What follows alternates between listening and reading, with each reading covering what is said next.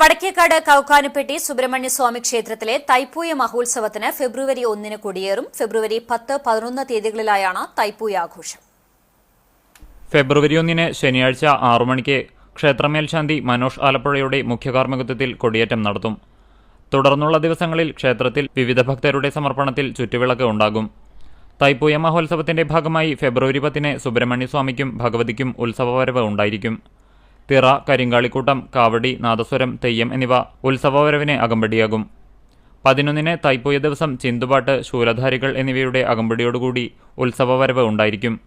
വൈകിട്ട് 6:30 ആഘോഷങ്ങളെയും ശൂലധാരികളെയും പൂത്താലത്തിന്റെ അകമ്പടിയോടുകൂടി ക്ഷേത്രകോമരം അരിയും പൂവുമെറിഞ്ഞ് ക്ഷേത്രത്തിലേക്ക് ആനയിക്കും. പിള്ളക്കാവടി അഭിഷേകവും അന്നേ ദിവസം ഉണ്ടായിരിക്കും. ആലങ്കോട് സന്തോഷ് കുമാർ ആൻഡ് പാർട്ടി വാദ്യത്തിന് നേതൃത്വം നൽകും.